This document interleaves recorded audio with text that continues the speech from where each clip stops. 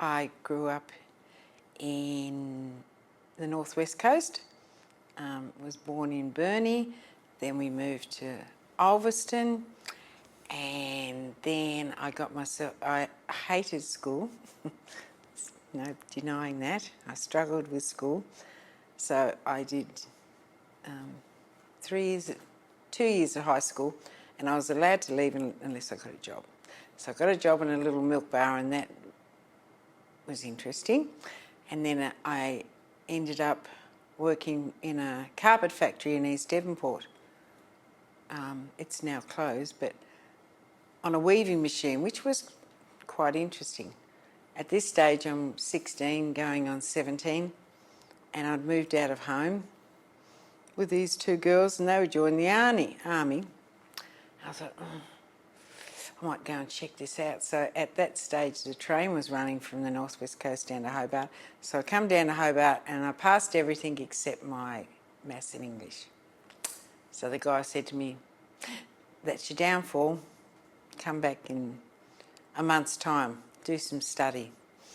So I thought, okay. So I raced back home and I studied my little bum off, and I went back down, and I thought I'll try for the Navy. If I don't get the Navy, I'm going to get the Air Force. I wanted to be an air hostess, but you had to have another language. So I had to wipe that out. And I hated French at school. Yeah, I wasn't a happy girl at school. But anyway, so yes, I passed. So then I had to go and get my mum and dad to sign the approval because I was under 18, but I couldn't go till I was 18. So I then got a little job at the Gateway Motel as a waitress in Devonport, and then got the call up in the January of '76, and they gave me a big party, and I didn't realise that I was the only girl that left from Tassie in that intake. So best thing I ever did. My dad was he was over the moon, he was chuffed, but my mum was very hesitant because I'd never been on a plane before either, and it was pretty darn scary, and it was the old TAA with the propellers. Oh, yeah, so it was very scary. And then when I got to Melbourne, there was a lady there waiting for me. So I didn't know what to expect, but I knew I had to get out of town. I wanted to advance myself, and I'm so grateful to that guy to say, go back, study up. My mum and dad didn't really understand what the Defence Force was about. She just said, oh yes, that's good, and signed the papers. You know, my dad came with me. He came up to Sydney with me once, and he was all over the ship and in the engine room, and he just totally loved it. And then I took him down to Oxford Street, and yeah, he couldn't get his head around that. He said, there's too many men and kissing and stuff. Don't like this, you know. But it was pretty darn fun, and even, you know, a couple of years later after Dad had gone home, everybody that's met him said, you know, how's your dad going, you know? He should have joined the Navy too, sort of thing, you know, because he was right into steam engines and all that sort of jazz.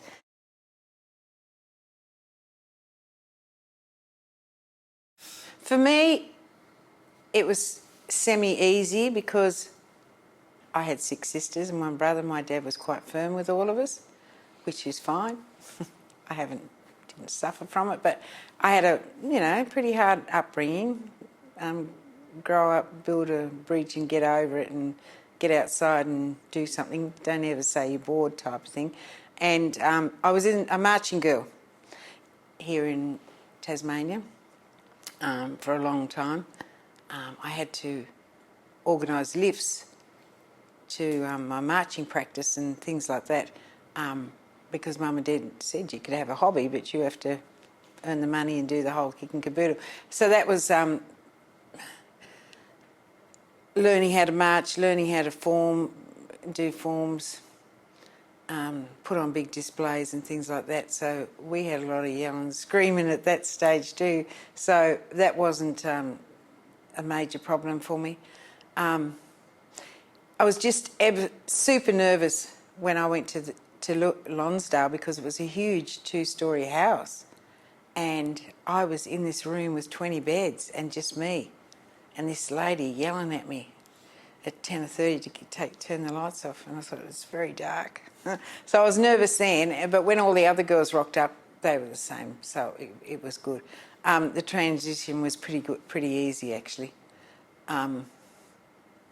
It's about 60 in our intake. So you all lived in the same quarters, just maybe 2 in a room, 4 in a room sort of thing, and shared the showers. It was just, at that stage, the officers, cadets also were in training too. So they stayed there also just for their basic training, and they used to sit in bed with their rollers in their hair, and we'd be sitting there just having fun, you know, and then they'd be going, keep the noise down because we've got to go to sleep, you know, and it's you're rightio, you know. And of course, the next morning when you go to breakfast, the sailors, well, RANs, sat separate to the officers. The officers ate in a completely different area. It started straight away, sort of this rank discrimination to me. And we had this, there was a big milk urn, and it had a ladle in it. So that you ladled your milk out for your cereals, your coffee. So of course things would get stuck in there. Things are dropping. And the officers used to get very upset about that.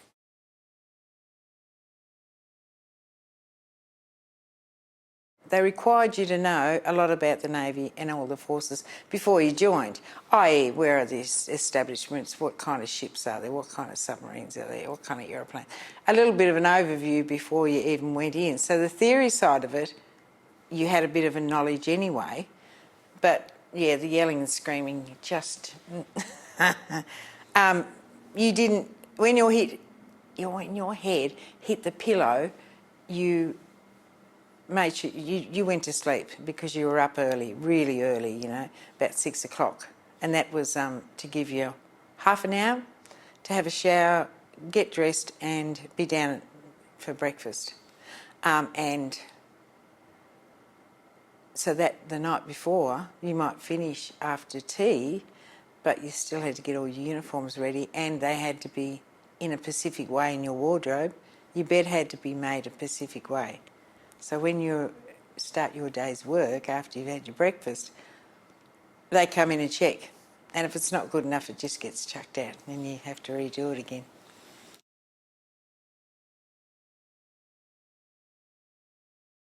We had a warrant officer, Barry, and I'll never forget him till the day I die. He was a lovely man, very well known in the Navy as a quartermaster, and that was their job on land to do shooting training and also drill training, yes. And he picked up on me the second day I was on in the group. You're a marching girl. We'll get that out of you real fast, type of thing, you know. And so he would yell. They would yell, you know. There was no pull you to the side and have a little chat. No, don't go there. And because Cerberus has got a lot of grass and beautiful old buildings, you never ever were allowed to walk on the grass. And that is to teach you that it's water. So you don't walk, and when you don't walk around, you march everywhere. There's more than 2 people, one person takes charge and the other 2 march next to him. Yeah, so there was a lot of yelling and screaming. It didn't faze me too much. I expected it, sort of thing, you know. It's definitely eased down compared to what it was, and I eventually went into basic training. Went with my promotion, you know, and I was on the other foot. Yeah, I was on the other foot. Yeah, but no, I didn't have to yell. It's a couple of times, but it's all in your structure and the way you hold yourself. To get that respect from that person, yelling's not going to do any good. But it happened then.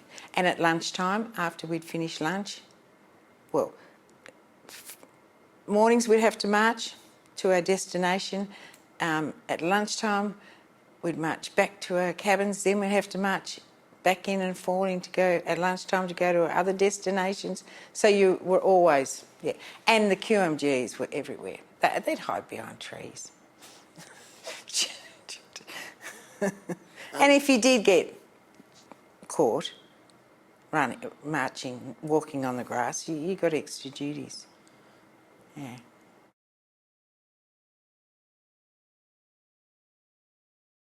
When I joined up, there was no sea time for females. We were classified as Women's Royal Australian Navy, so we didn't go to sea. It come in, don't quote me on this, around about 86. Yeah, it come into women could go to sea.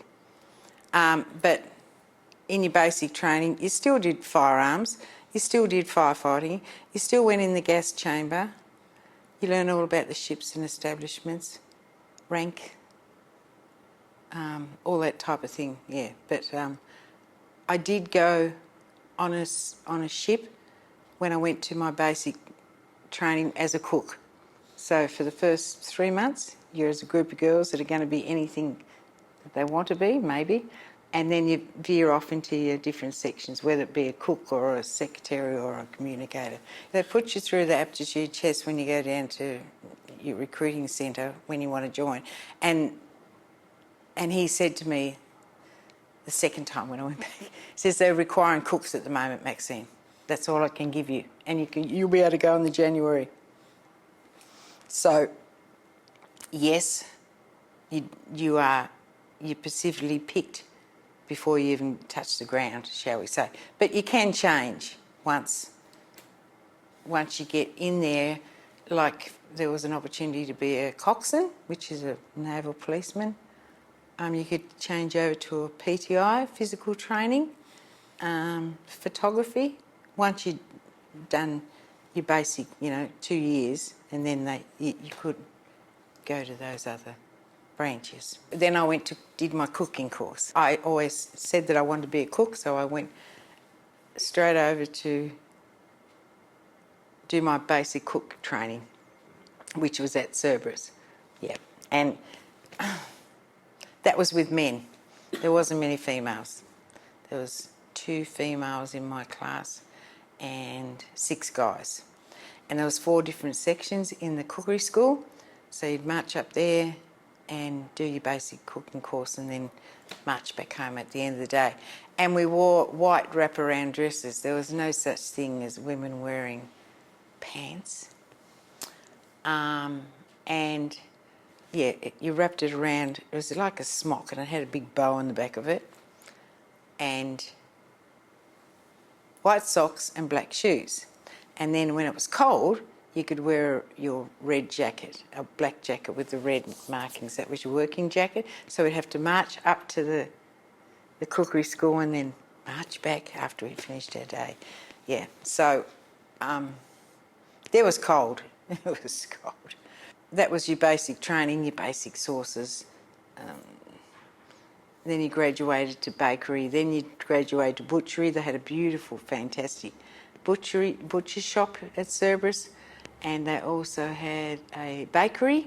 And the guy that, as a warrant officer, who was very heartfelt towards the cookery branch, and it got recognised, can't tell you a year, that we are qualified in Civvy Street.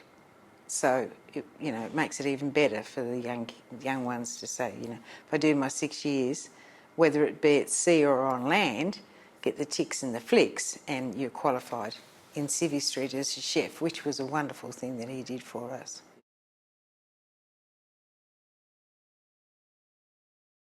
I did go to sea once, and I'll never forget it because it was on the HMAS Ibis, which is an old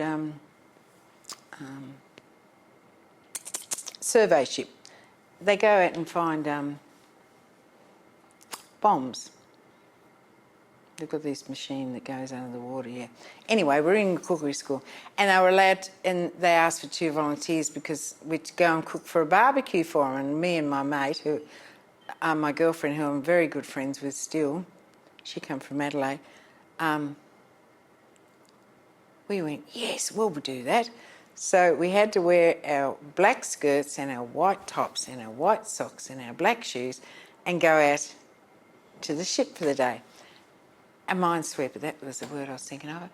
And so we got there, and I remember saying to my mate, this isn't steel. The deck wasn't steel, you know.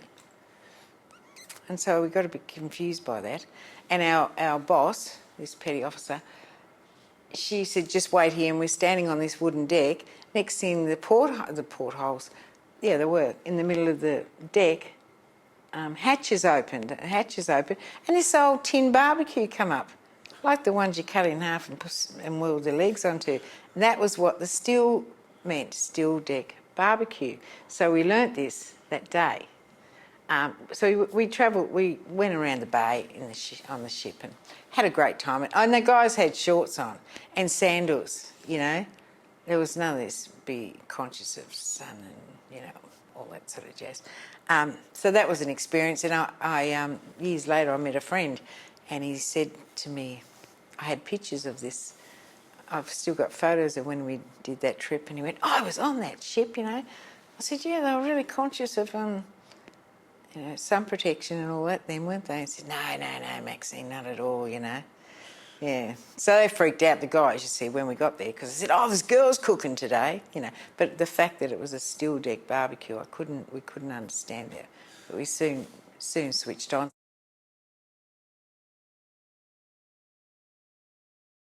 You had a wish list when you finished your basic cookery course where you wanted to go, and I said Darwin, and I got it.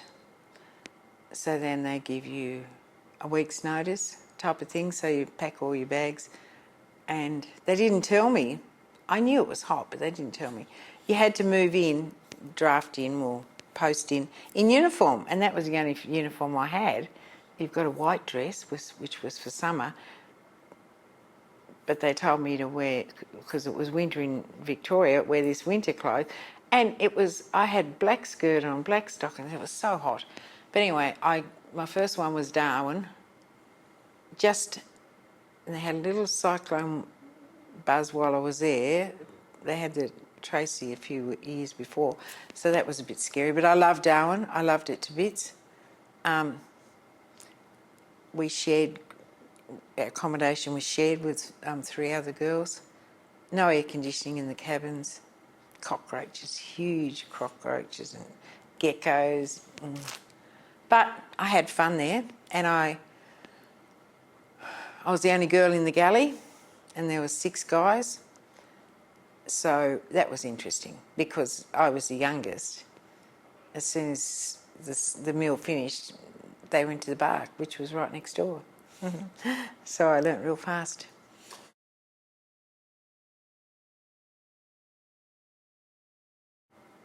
I don't really like Anzac Day because that brings back memories. Because that's when you kind of talk about your Navy history a little bit more, you know. But I had a lot of my mates to this day are males because they stuck up for me.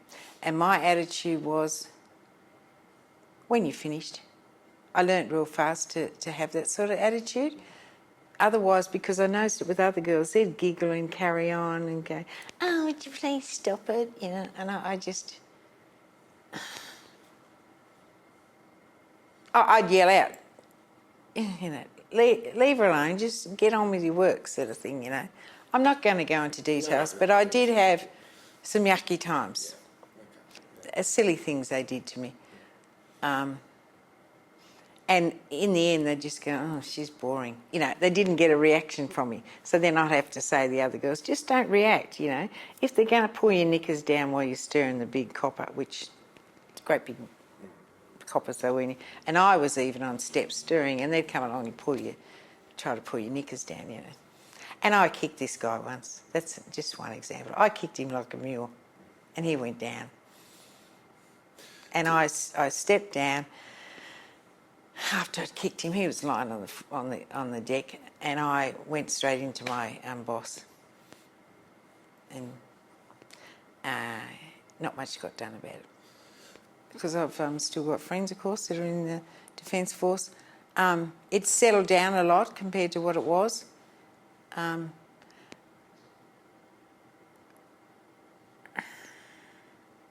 Because they have taken control of how you deal with it and the availability of everything for you, you know. But it's a male-dominated world, and there's no denying that, and that is not going to go away.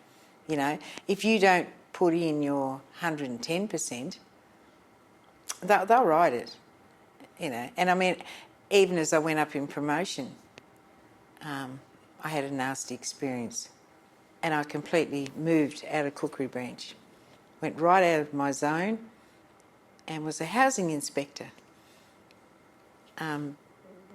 Because I needed to, you know, I had to. And that was good of them in that way. They dealt with it very well, you know, and just said to me, you know, you're not leaving, are you? I said, oh, no, I don't want to, but I need a break, you know. So that was good. But just talking to the young girls and a few that I know, friends of family that have joined up, they even say it's a little bit obvious, you know. These women are taking over, you know, and they're very smart. And a lot of women now are wanting, pardon me, to have a career, and they're going to fight, you know, no matter what, and have the balls to turn around and say no and follow through with it.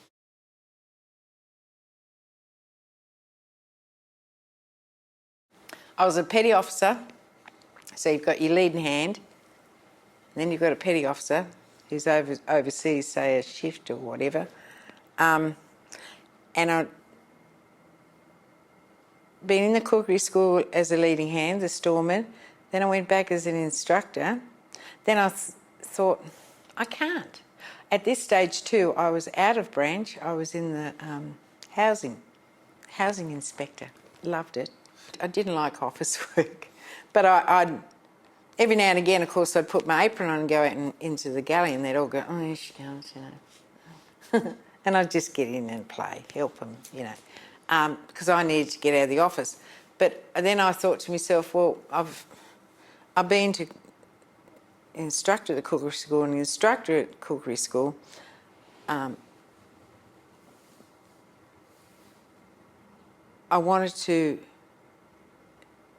went out of branch to housing inspector at Hurstville, working with Army and Air Force and civvies. It was quite interesting because every time you go to inspect a house because they were leaving, they'd look at my rate and go, oh, she's a cook, she'll go straight for the oven.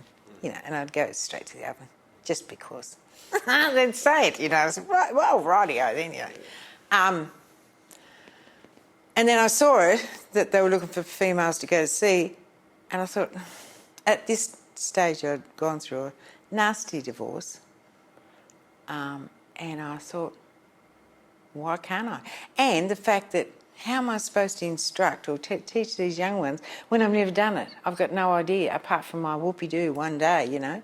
I did go to sea, took 3 girls to sea 2 years before on the Trabuc, which is a huge ship, and we did 14 days, and we were supposed to go to Singapore, but unfortunately something happened and we had to go home. So we had a little bit of a taste then too. But I thought, I've got to go. I can't stay in this outfit unless I do, for my own self-satisfaction and also for people to say to them, I've been there and done it, you know. And so I put my hand up and I got a week's notice. Yeah, and I went on the JB, which was, it was the old transport ship here in Tassie.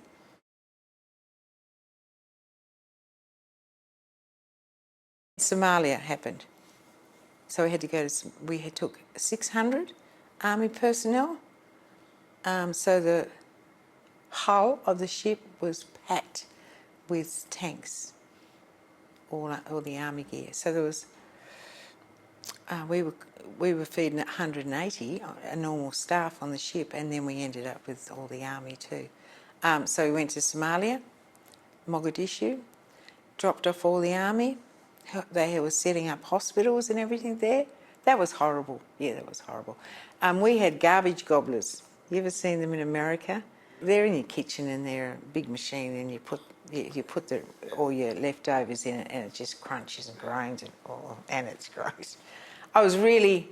That hit me big time, because only certain people were allowed to go ashore. That was to the wharf, because it was at the peak of the war, and so because we're still feeding everybody, and the guys were putting they don't do it now, but all the garbage down the garbage gob, and of course it comes out the bottom of underneath the ship, and all these little kids were swimming out and eating it. Oh, it was horrible.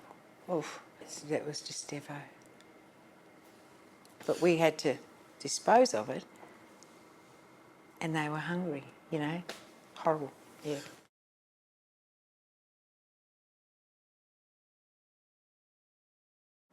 I started off bad. The guy that I took over from, he was not impressed. The gangway, the ladder was quite long and not too wide, because it's a huge ship. And as I'm going up the gangway, he's coming down, and he was swearing like a mother. How dare you?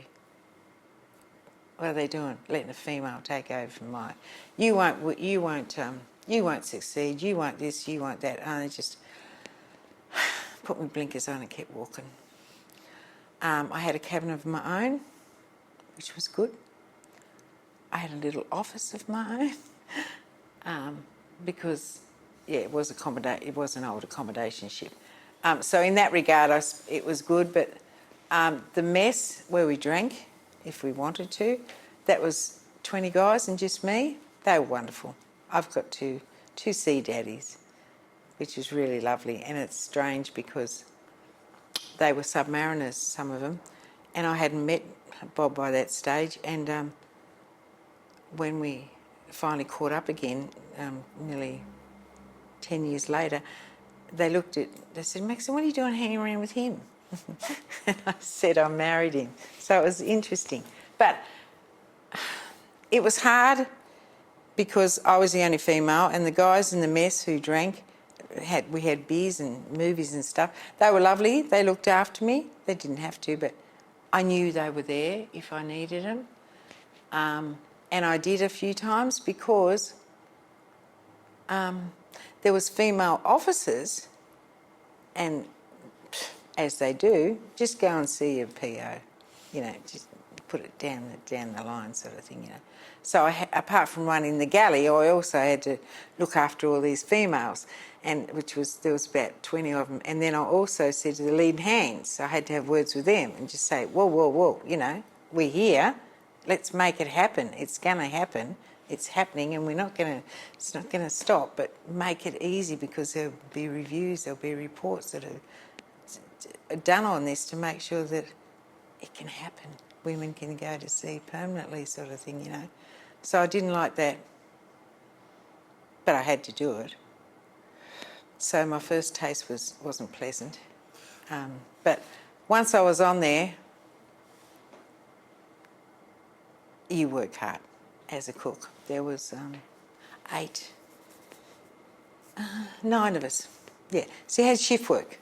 Yeah, and we also had a baker, because he'd bake over night time. And of course, the sailors loved that. You smell it cooking, going through the tunnels. And then he had a morning and an afternoon shift, and I was overseas. Yeah.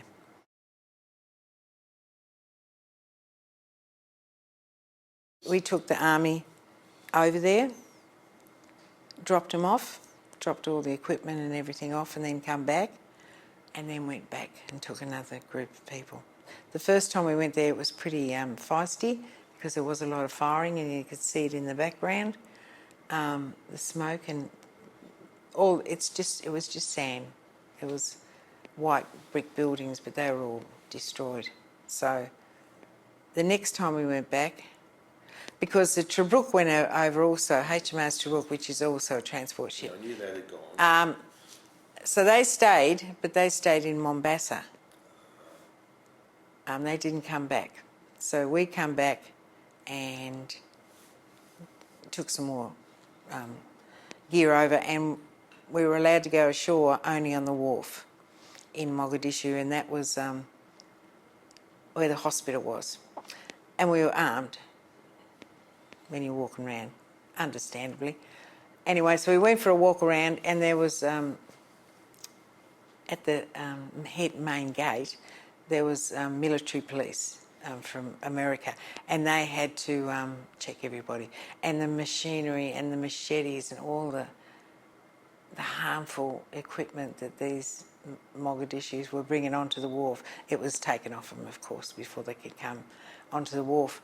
And the hospital was so busy. And they had single-man tanks, which were white. So I had to look in one of them. I said to this guy, can I have a look? And he said, sure. I was with the guys. They said, oh, we wanted to. I said, you just ask. You know what I mean? You just ask. They'll say no. So that was an experience I'll never forget. We did the two blocks, and I'm not sure how long it took us, but it was quite a while. In between that, of course, you're training all the time. You know, you don't get a decent 6 hours sleep, let alone 8 hours sleep, because they're practicing if there's going to be a bomb hit, if there's going to be overhead, disaster. So this could happen at 3 o'clock in the morning. This could happen at 4 o'clock in the afternoon. And they'd also throw smoke bombs everywhere. So apart from your normal duty in the galley, you had extra duties, like you might have to, one of my staff might have to bring the helicopters in, or another one might have to be on the firefighting party, or another one might have to be on the flooding party. So you're practicing all the time, and whenever the head honchos decide to do that, in case it did happen.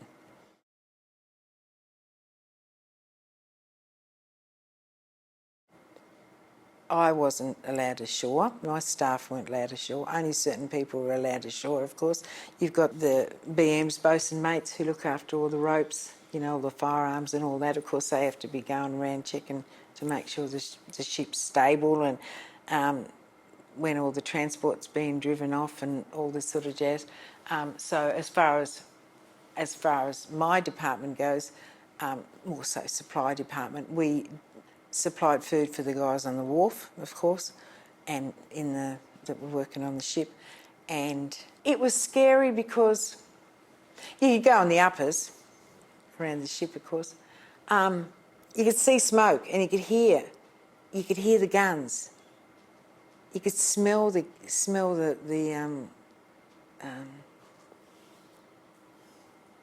but they were bombs, the fumes that come off them. And you could see it because all the buildings, the sand was so white, and all the buildings were white. So you could see it and smell it, And I did go onto the wharf once because I had to go and see someone. They had to go out trooping out of the wharf to meet some army guys, and also had to do pack lunches for them. And I could feel the wharf vibrating. Oh. The second time we went back, it was a lot calmer. It didn't faze me that we were going back. I felt more comfortable knowing what was required of us, a little bit more, But and they were washing themselves in the ocean, washing their clothes. And I think to myself, it reminded me a little bit of India, when you see that on movies. And everybody was fully armed. As soon as you walked off that ship, you had to be armed. And we had armed guys up on the decks, of course, walking around, And then when I did go off the second time, off the wharf to the main gate, and saw all the arms that the Mogadishu, the Somalians were carrying, I thought, my God, where'd this all come from? This is a poor country.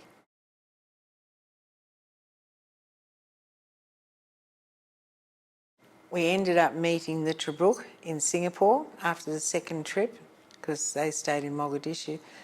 Mombasa, just in case. We went home, come back. They received a medal for being in a war zone. And so they're flashing this medal around as they're walking around in Singapore, because they were parked up next to us. And that was horrible, because we got no recognition. Not that I needed to, because you're there, that's your job. But if you're in a war zone for over 30 days, you're eligible for a active service medal. So that was horrible, because they'd given it to the Tobruk, all the people on the Tobruk, but we didn't get one. Not horrible for me, it was horrible watching everybody around me, you know, and I had to get my staff and just say, listen, we didn't come here to get a medal. We come here to do our job and do it to the best of our ability and protect our country and this ship and help. So I don't want to hear another word about any medal. You know, I was so, and even the captain had to say something, you know. So that was wrong of the Australian Defence Force. But anyway, it would have been, nearly 6 years. After I got out of the Navy, I was working as a reservist at Stirling in Western Australia. My hubby heard it. I was seen a signal that people on HMAS Jervis Bay that served in Somalia are eligible for a service medal. And he rang me. I said, well, that was 8 years ago, you know. And anyway, I said, oh, interesting. So 3 days later, I got a phone call from the reserve cell, and they said, oh, come in, Chief, you've got your medal to pick up. And I said, yeah, fine. So I walked in, and the Chief said, the captain wants to give it to you. And I thought, oh, that's a bit nice, you know. So I went upstairs, because I was the only one on the base, and his secretary said, oh, the captain's busy. I said, fine. So I just took it. Went downstairs. Thanked the guys in the reserve cell. Sat in the car and burst into tears. And I thought, you know, felt so deflated. It was wrong. It was really wrong. But I wear it now. And then, I reckon it would have been 6 years ago, they had a afternoon tea at Government House in Canberra for all the Tobruk and Jervis Bay people to say thank you. No way did I go to that. I could see and I could feel that there was going to be tension, whether it be in Government House grass or the train station in Frankston, you know what I mean? There would have been some nasty words said, and I thought, I don't need this. Yeah. So they did the wrong thing there. And of course everybody's saying, you know, the JB worked more than what the Tobruk did, because they were down Montbassett hanging out and swimming and carrying on, and we were working our butts off.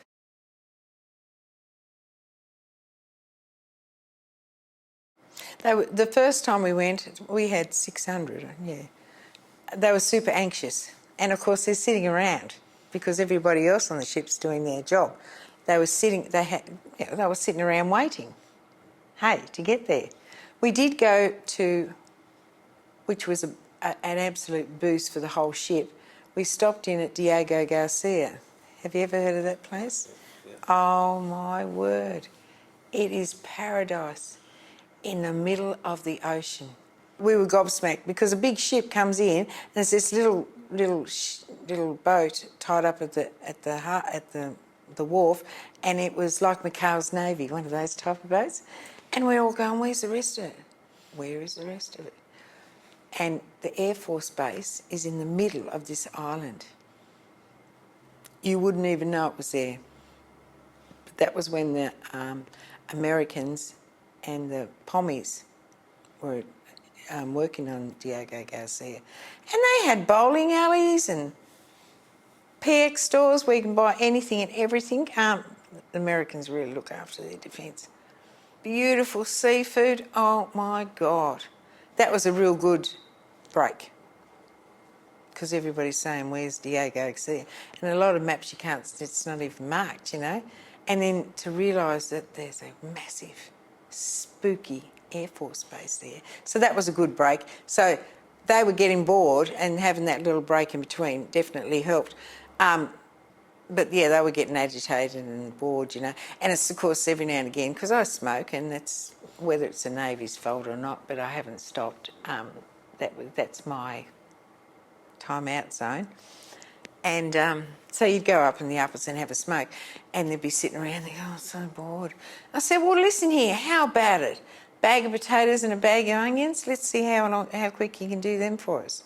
Oh, have you got a knife? I said, I've got a peeler, you know. So you'd go up there and, you know, if anybody dares them say I'm bored, they learnt real fast not to, because I'd go, well, as a matter of fact, you know.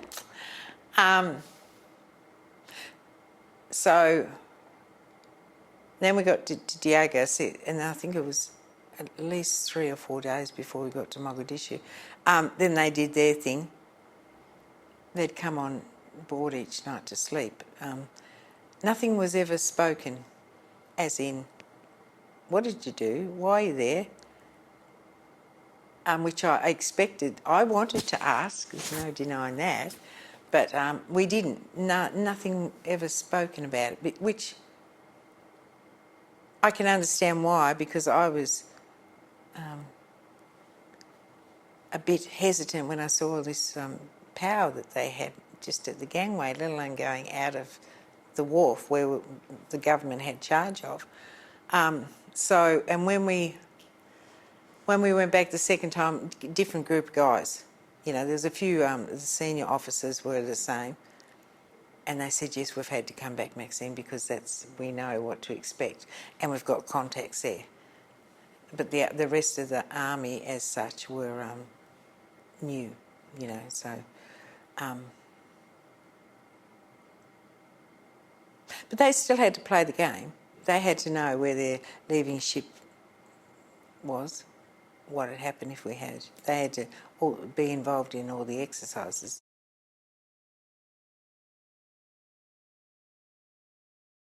I could have gone to America to pick up the couple of new ships they bought. Wasn't very successful because they were in there. They were 20 years old before the Australian government took them over. There were 2 American ships anyway. And so we had the opportunity to go over and pick them up. But I said no. I had a nasty incident just before I left the ship. Wasn't pleasant. It was a sad way to leave.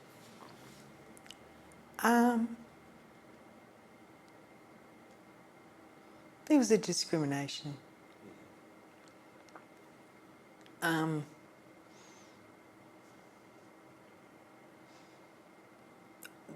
They dealt with it, but not the way I would have liked it to happen. But I was told that I could go out of the cookery world. That was the opportunity they gave me. So I did, and went down to recruit school. But the other person involved was discharged from the Navy. I made very good friends on there. But as far as... no, I didn't want to go back. I didn't have a debrief. None of us had debriefs. They do it now. My main priority was that person got dealt with.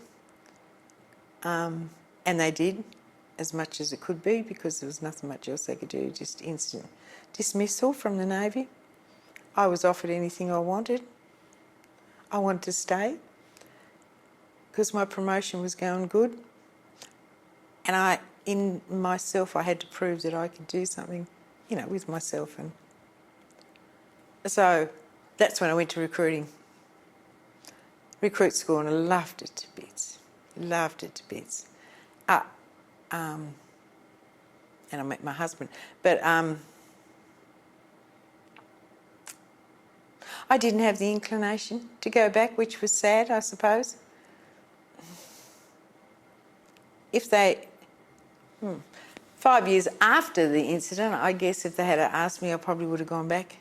Hey, once I'd got up to my chief's promotions limited, it's mostly POs on ships, so it was limited anyway. So I got to do recruiting, and I just loved it at recruit school.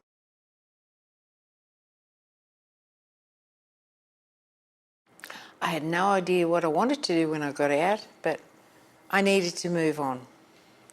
And I'd met Bob, and he... I didn't have any children. It was definitely my right choice.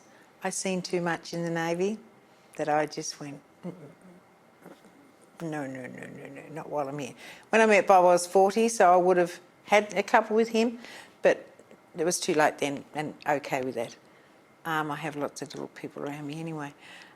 So I met Bob,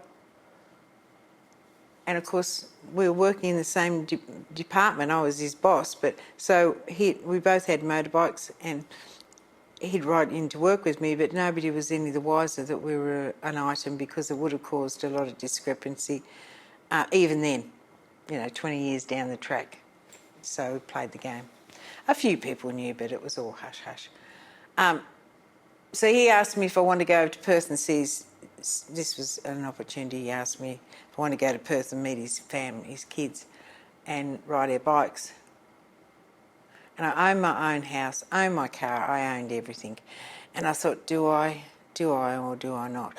I definitely signed up for the reserves because I knew I could do 220 days a year, tax-free, and I had my pension, so money wasn't an issue. I thought, I'll just take this little plunge and go with him and take the risk. And if it didn't work, I could join back up, or I could just stay as a reservist type of thing, So two girls moved into my house, and I said to them, I'll be back, jumped on my bike and left, and no, you won't, no, you won't, sort of thing. So, yeah, I went up to Perth with Bob. So, best thing I ever did, and still did my part-time and kept my fingers in the pie with the changes in the Navy and all that sort of jazz, and it was like a great reunion. But no, I fully intended to go my 20 years before I even met Bob, but he just sort of said, well, come for a ride with me, so I did.